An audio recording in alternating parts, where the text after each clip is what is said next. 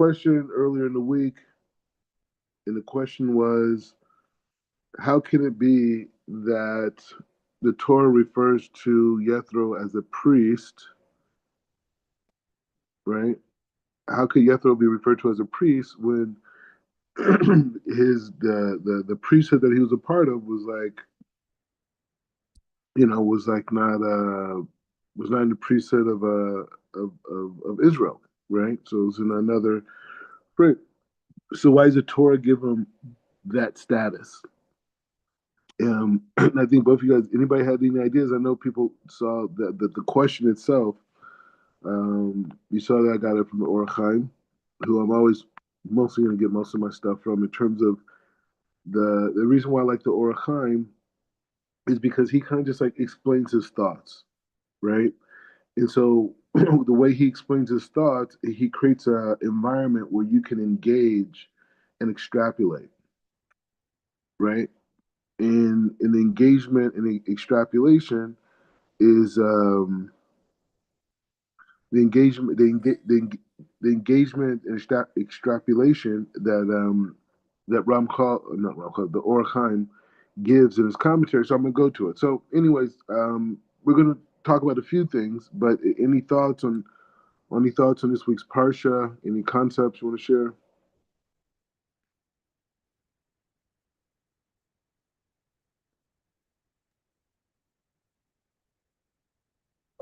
Rob, that question, I think I sent it to you with the Arizal.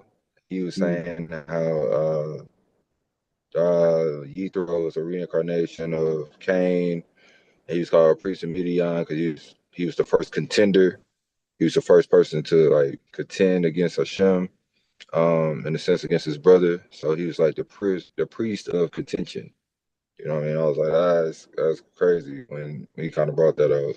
Wow. Um, it's just Yethro in general is such an amazing, like out of all the people in the world, he's the only one that took action, the only one that kind of moved when he saw the things happen with Bnei Israel that compelled him to want to join, Israel. That's kind of amazing. Like he was searching his whole life for Hashem. He finally found him. Finally found him.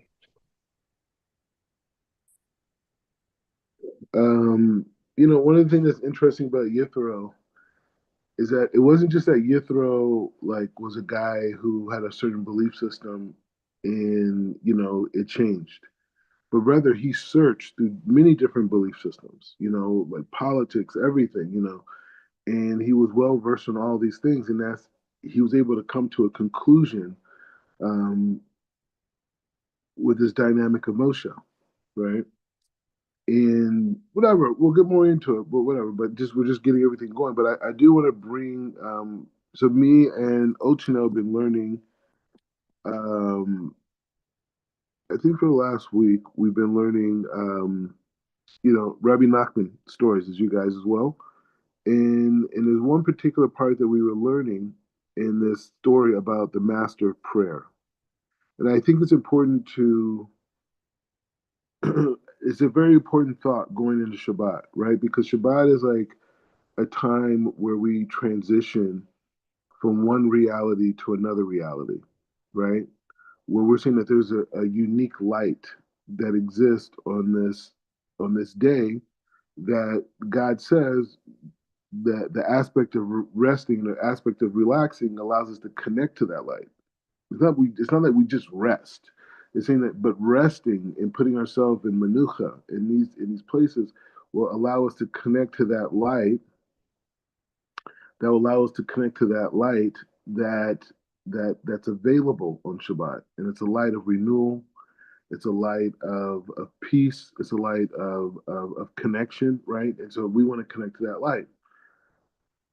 Part of being able to connect to that light is being able to see how opposite the world functions from this system, right? Where it's just like, okay, there's people and everyone's working, everyone's living life, everyone's going places, everyone's doing this, all these different things every day, anywhere in the world, right?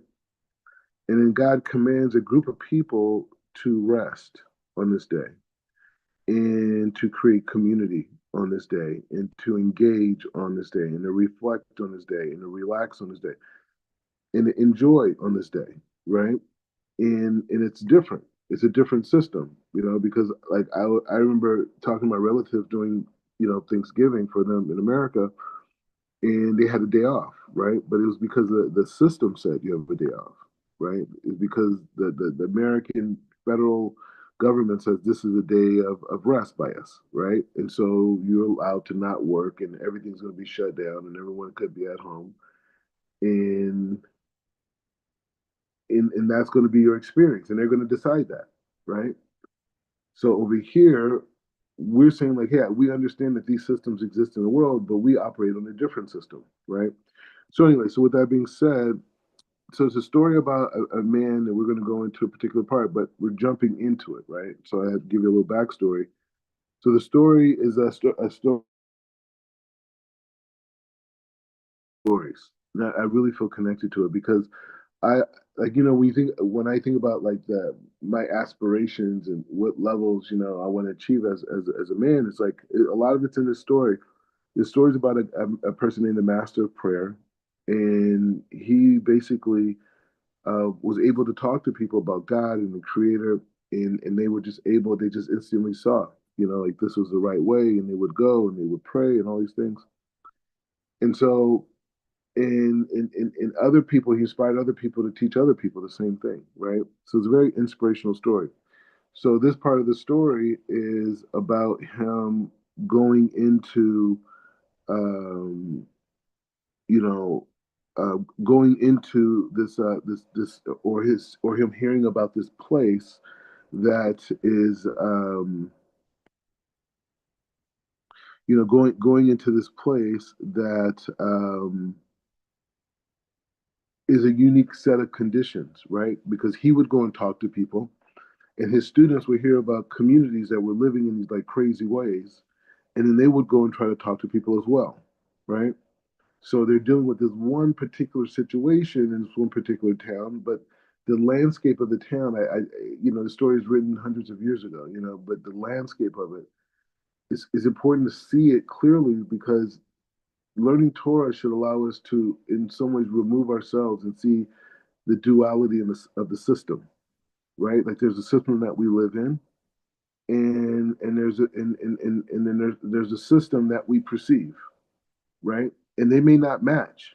Like I say all the time, people get upset with me, but I say to them, I was like, like if you say like 1 plus 1 equals 2, right? Like say that's the case, right? So 1 plus 1 equals 2. Okay, fine. But the thing is like this: what if I understood that shape that you call one to have a different value, right? And I saw these different shapes that we give apply words to, and I saw it I saw it as different values. Like for me, it maybe it represented 88. That's what that shape means to me. It means 88 items. Right? And so okay, so that's the way I see it, right? Why it instinctively just feels that way, right? And it just makes sense to me that these two shapes mean this. It just makes sense to me, right? So okay, so it makes sense to me. But everyone else in society doesn't see it that way.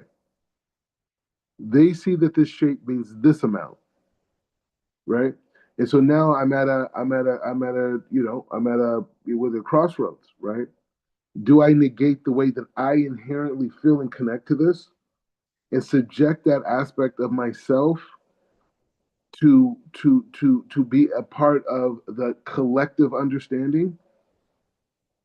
Is that who I am? I subject myself, right, to fit into the collective understanding, and what how I see it is actually bad, right?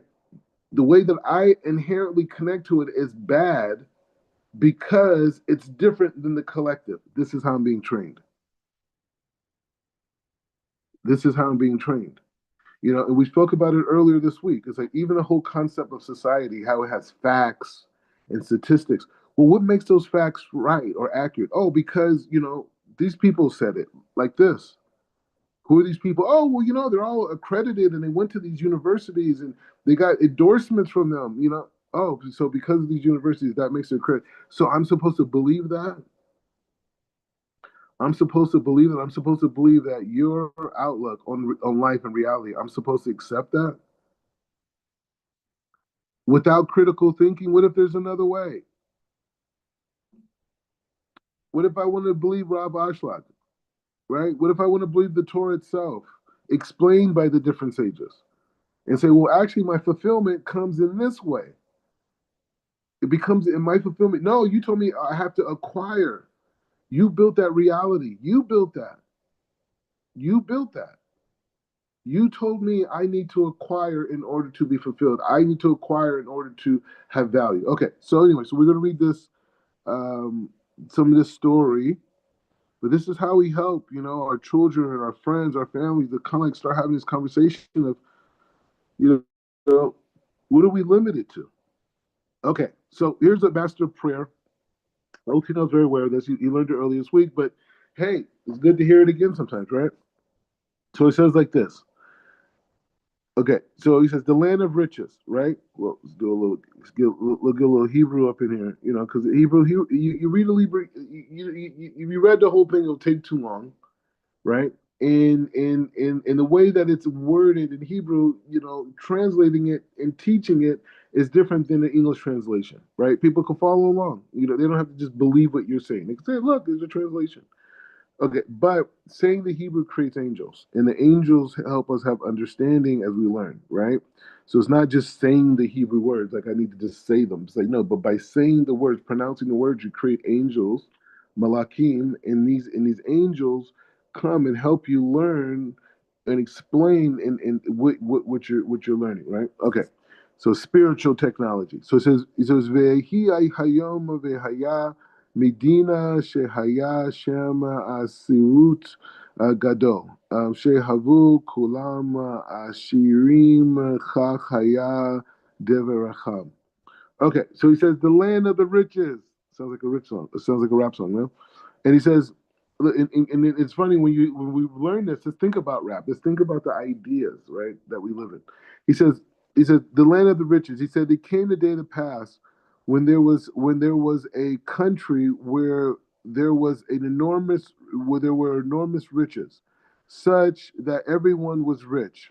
However, the way and behavior was quite disturbing and strange and weird, for everyone by them was conducted according to everyone was conducted according to wealth. The value of each and everyone's status was according to his wealth. That whomever has such and such thousands or tens of thousands has one status, and whoever has such and such amount of money has another status, and so forth. The entire structure of society value by them was aligned with money. Each person had, and whoever had such and such thousands and tens of thousands, in keeping with the sums which had been determined by them. He is a king, right? So a person who had a lot of this money, the higher one, is considered a king. He says similarly, they they had flags that whoever had this such amount of money is of this flag and this particular status of that flag, and whoever has such money is with another flag, and has there a certain status of flag according to the value of his money. It had been determined by them how much money one should have to be considered of this flag, and with this particular status, and how much money another should have to be considered of another flag, and this certain status. And so the levels of status of each and every one was completely according to the money as had been determined by them. Furthermore, it was fixed by them if that he has only one, if he has only this much money, he is a plain human. Whereas if he even had less than this, he is an animal or a bird. So by them they had wild animals and fowl. That is, if he just had a little money, he is called a human lion. In a similar vein, other wild animals and birds, etc., that in line with the small amount of money. He is he is just an animal or bird. For the main thing by them was money and status, and levels of everyone was only according to money. Sounds familiar, no? Venisma be'olam. So it's like, we live in a society and we see things and we experience things every day. And it's like maybe we're just so accustomed to it, we don't even realize that this is the society that we live in.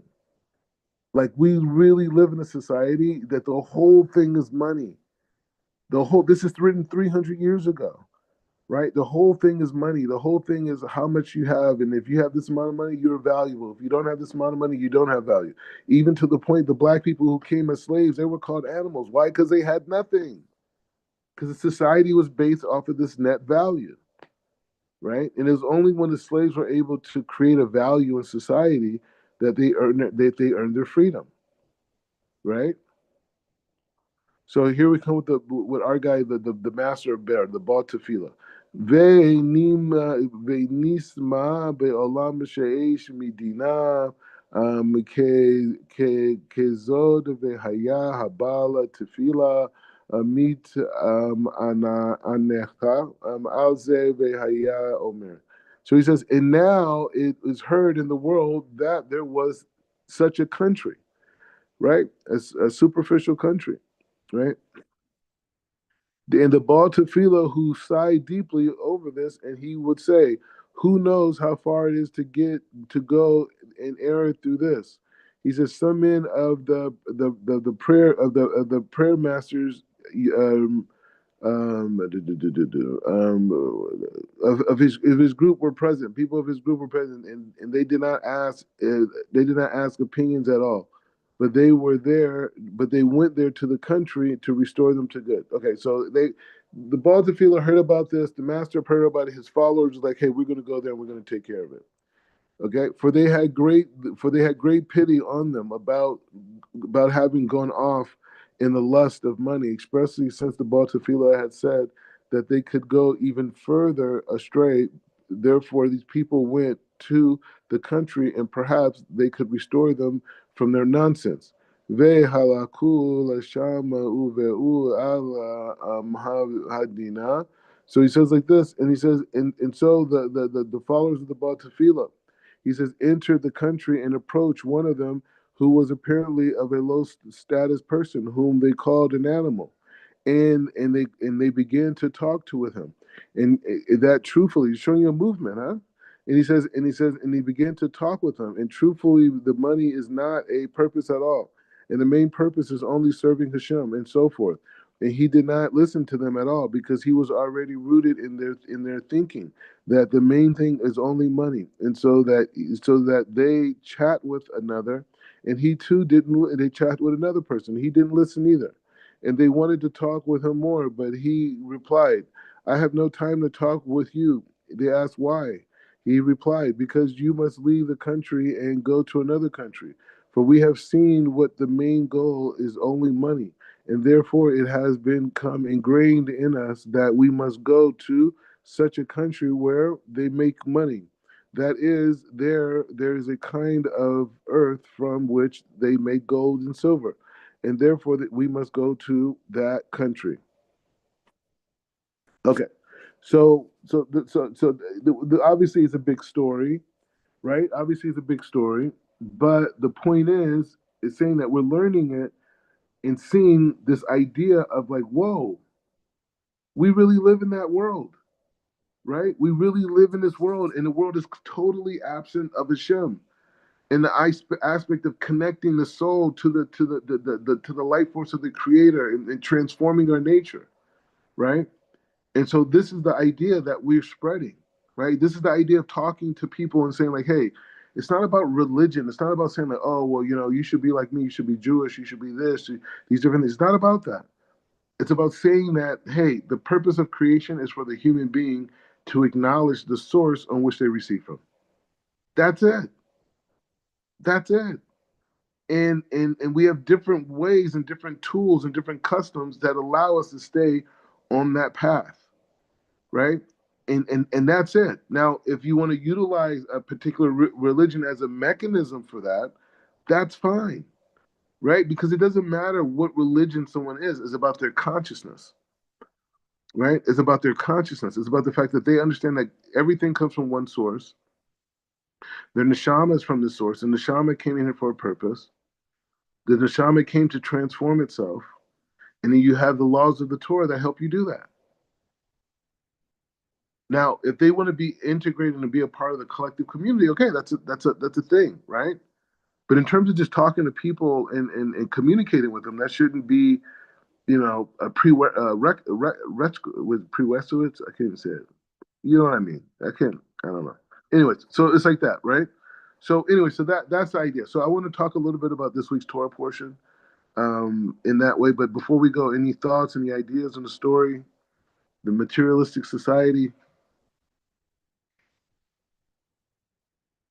Um, you know, it makes me think about how in the world you saw for many, many, many years, decades even, probably for the last 100 years or so, people from all over the world have always just aspired to um, come to America. It's like that was like the biggest thing. Here you are in Somalia, in Ghana, and in different places throughout the world, and even in China. And you had the youth always saying, I want to get to America. I want to get to America. And the whole purpose of why they would want to come to America was to advance themselves, not from an academic or a level. I want to increase my knowledge or intelligence, but rather from the aspect of, I want my status in life to be raised through capitalism, through the mindset of, that, I want to earn money. I want to earn money. I meet so many. I know so many people that come from Mexico, and when you talk to a lot of Hispanic people that live, especially in the Texas area, and you all come and say, listen, hey, uh, would you where would you rather live? Do you miss home? Do you miss Mexico? And they're like, absolutely. I'm like, okay, well, you rather be here? They said, man, I'd rather be home. I'd rather be there. And I say, well, why? And they say, man, it's much better there. And I'm like, why are you here? And like, money. That's the only reason. That's the only reason. Many of them will tell you that they're here. Because when they go back to Mexico, many of them own ranches. They have families that's there, land and so forth. So what they're doing is they're just coming here for capitalism. But the real world, the reality is that they know that when they retire, many of them move back and they live in the real reality, which is them connected to the agricultural sense, the land, the animals, because they know that all that can sustain them and their family and their culture. And so, this story is really, really, to me, it speaks to me on that level because, when you're locked in a society that has taught you that your status is about how much money you make, rather than your wisdom, your morals, your ability to learn concepts and implement them appropriately. You're trapped. You're literally trapped because then that same system can give you so much wealth, but that same system can also control you.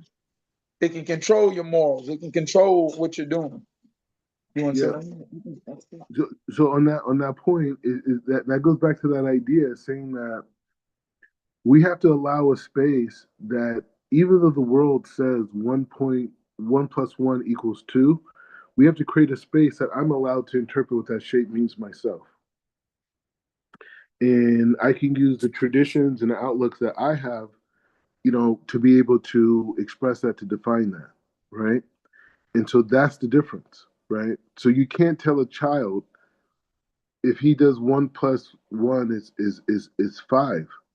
We can't say that he's wrong. We'll just say that his opinion is different than the mainstream discourse.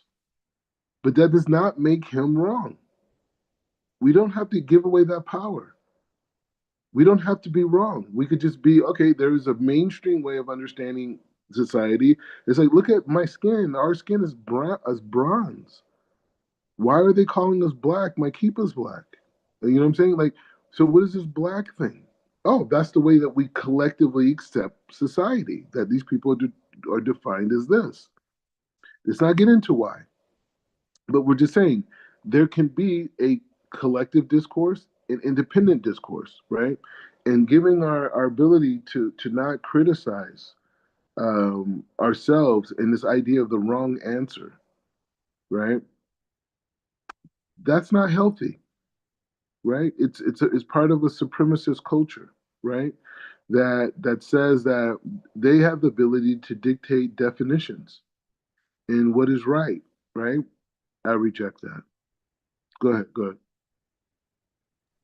That brings out a question that I have. So, is there a point whereas we can say that there are universal truths, definite, that cannot be challenged, or is that only from an earthly, or dealing within the earth realm and based upon culture to culture?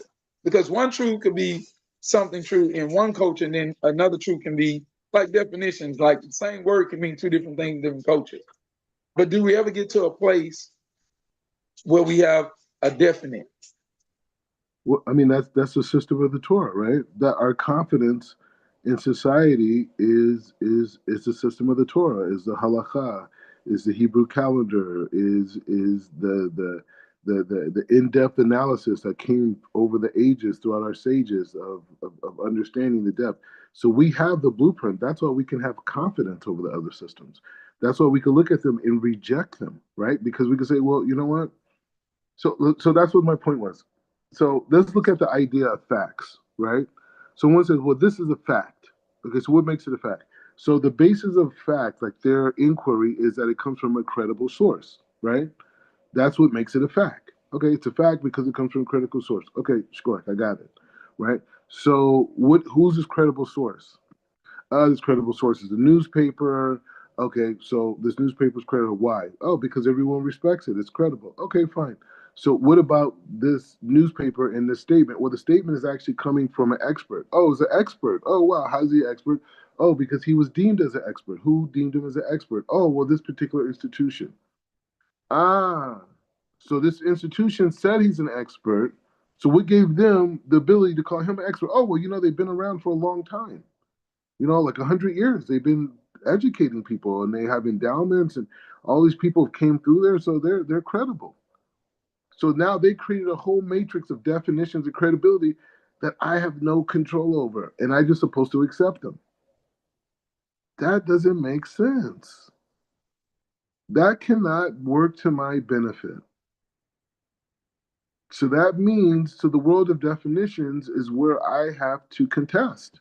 Because if you created all the definitions and all the structures and you didn't have my benefit or my self betterment involved in these matrices you design, by definition, the matrix is working against me because you created a system of definitions that I'm supposed to adhere by. And you could your people made those definitions and those things. You guys are passing on wealth. You benefit from the fact that I'm not a part of the wealth creation. Not that I need your money. Not that I need your money. But it's just saying I got to I so God gives me a different set of definitions. And this is a savior for the African American specifically, because the definitions we've been giving in society about life, love, human beings, all this, none of it is connected to the essence of who we are as spiritual people, right? It's only dealing with the external self, right? So that being said, there's a big focus now, and I'm going to start at this Shabbat. So whoever wants to start as well is reading the book of Esther, getting in the mindset of Purim. We are officially 30 days from Purim. So we had a full moon last night, right? So the next full moon we have is going to be Purim, right? And so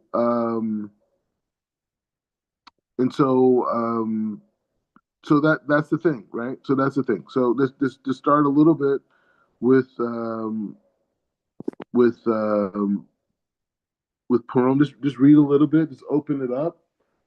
Create the kedusha, and then we'll kind of end it a little bit early. Okay. Wi-Fi is going out all over. All right, hold on. Okay, so let's go into this Purim game. Okay, so this is the book of Esther, right? In the book of Esther is explains or is it or chronicles, the events that happened with the Jews in what is now known as Iran, right? And it's a very significant moment because the Torah says that this is the second time that the Jewish people received the Torah, right? So he says, "Ve'ahi bimei Achashverosh hu Achashverosh hamelech me mehudu ve'ad kusa shava ve'hasirim u me'ad medina." So he says it happened in the days of Achashverosh that Achashverosh would reign over 127 providences from India to Nabila. בימים ההם כשבט המלך אחשורוש על כיסא מלכותו אשר בשושן הבריאה. So he says, in those days, the king Achashverosh occupied the royal throne in the fortress of Sushan. Sushan, whoa, Sushan, this is in Iran. Iran, we coming for you. So he says, Beshina de Shalosh Amalema Kol de Asada Mishtate Lekol Sarav Ve'avadav Chayil Pares. So he says, in the third year of his reign, he gave the banquet to all the officials and the courtiers and administration of Persia in Medina, and the nobles and the governors and the province. Let's see, they got commentaries on this. What does Rashi say? All right, he said that. All right, fine. So just keep going. So it says, Beria otole el ashada kevod malakutod ve'ad yikar betiferet gedulato the yamim rabim shemu nanim uma'at yom. And he says, and he keep going. He says, umed el malakot hayam הימים ואלה עשה המלך כל העם הנשתה הנעים בשושן הבריאה לגדול ועד קטן משתה שביעה ימים בחצר וגנת ביתין המלך. It says, Kur Shefek Kara Pes Utelachet. So he says, at the end of the period, the king gave a banquet for 7 days in the court of the king's palace for all the people who lived in Sushan, high and low alike. And he says, and they were hanging from the, he says, and they were hanging from the white cotton and the blue wools and the cords and the fine linens, that the purple and the silver and this and the columns and the crouches of the gold and the silver on the pavement of marble and azabeth and the mothers of pearls. He says, v'hashkod Bikalela Zahava Vekalima Mili Kalima Shonima Vein Malakudara Kayad. So he says, and the royal wine was served in abundance, as befit the king in the golden breaker of the various designs. Vehashiti Kadat Einam Asim. So he says, and he says, and the rule for the drinking was no restrictions. And he says, and the king was given an order. So you see where this tradition of people having drinks and Purim come from, right? So he says, and the king had given orders to every palace steward to comply with each man's wishes. Gam Shaviti Malacha Asata She'i and he says, in addition, Queen Vashti gave a banquet for the women in the royal palace of the king of Ahasuerus. Bayom Hashvi Hatov. And on the seventh day, Shabbos, we're going to stop here. He says, on the seventh day, when the king was merry with wine and orders, he's talking about Shabbos. He ordered Mina Human Vision, he says, Harbona Biat Zakar and seven nukes to his 10 the kings. All right. So, hold on a second. Somebody just came in. All right. All right. Anyways, so the point is just saying there we're opening the conversation. You know. All right. So I got 40 minutes before Shabbat comes in for me. Now they're blowing the horn. You probably can't hear it, but can you hear a little bit? All right, maybe not. Anyways, so we're back on. We'll continue on Sunday, and we'll keep pushing it. But start please learning the book of Esther, and it'll make more sense as we go through the halakha and really start preparing ourselves to receive this light of Purim and understand it from a deep Kabbalistic level. And so some of the Sepharim that we're learning, we may push a little bit aside as we go some days just to learn Purim in depth, but it's important. So, anyways, have a beautiful Shabbat. Any last points? Any ideas? Clothing ideas? Uh, one very quickly, connecting it to the prayer master and how that society is so connected to materialism and so forth, right? When Akbar Roche, when he made the banquet, I believe in the commentaries it says that he was wearing the priestly garments. So he had the priestly garments on. He had all these, golden couches, all this abundance, all this, wealth, whatever. And it was like, what was the purpose of it? And I kind of take from it like he was trying to remove. He was trying to create like connected to Hashem, connected to the materialism of the world, to that Asaph mind, which I believe was Haman, a descendant of Amalek. Was it? Yeah, Asa, yeah, Amalek, yeah, descends from Asa. So it's like you could kind of see that connection, that bridge was being separated. He's trying to redirect, that spring, that source. So how the two stories are connected is amazing. And I think it's for us just to always connect ourselves to Kedusha, not to everything in this reality is getting elevated to Hashem. It's not for our own our selfish desires or whatnot. Is to elevate it and to put it to a higher level. So that's how I'm looking at it going to Purim, like that connection. Beautiful, amazing. Um, so just as a closing thought, um, when we accept that we live in a reality that has a completely different outlook on the world in the way that we do, that's how we connect to the concept of Abraham. And when we connect to the concept of Abraham, we connect to the concept of people who are coming that same vibration, like Yithro, right? And so being able to see the connection between Yithro and Abraham is very important because Abraham is the perfection, right? But out of that perfection comes other vibrations, right? And so Yithro being able to go and follow his destiny, Abraham following his destiny, right? These types of these characters, whether they're before Israel or after Israel, are important for all of us to know about, right? Because the key thing is for us to be able to have that trajectory.